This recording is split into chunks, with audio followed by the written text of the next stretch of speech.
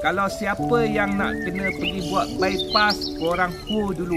Assalamualaikum. Hari ni Abang Mat nak berkongsi tips macam mana nak mengatasi sakit jantung. Okey, ada seorang pakcik ni, dia umur dia 60 tahun. Dia pergi ke hospital, pemeriksaan, lepas tu jantung dia nak kena buat operation. Okey, dan tahap 4 dia nak kena buat bypass, letak balon. Lepas tu dia balik ke rumah. Okey, dia cuba satu benda ni sampai sekarang umur dia 79, tak payah buat operation. Jadi macam mana dia buat? Okey, hari ni Abang Mat nak berkongsi tip dengan korang macam mana dia jaga kesihatan dia. Okey, sini. Korang nak jaga jantung korang, ini adalah betul tradisional.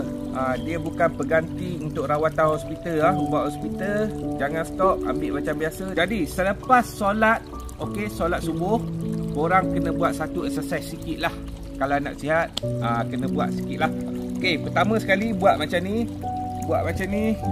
Okey, senaman macam ni 2 minit. Okey, buat macam ni selama 2 minit. Lepas tu macam ni, buat 2 minit.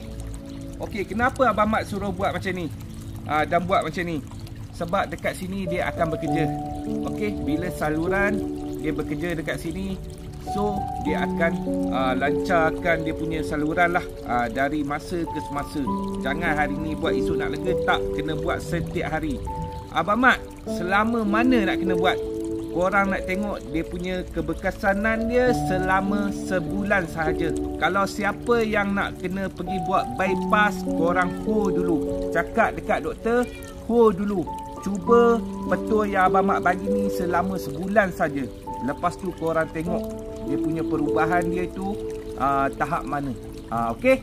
Okey, selepas dah senaman, korang ambil satu bawang putih, korang kupas secara mentah, korang kena makan. Makan macam kacang, makan macam tu saja. Jangan campur dengan madu, jangan campur dengan habatun saudiah, apa semua jangan.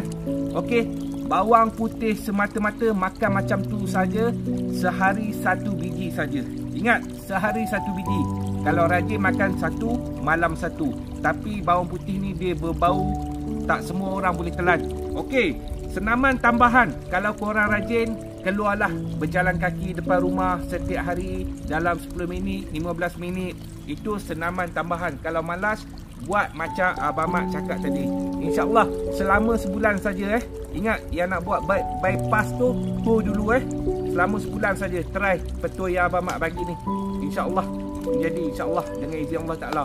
Okey, apa-apa pun korang kena save video ni secepat yang mungkin. Sebab Abang Mat takut TikTok akan delete. Sebab tradisional dengan saintifik tak sama.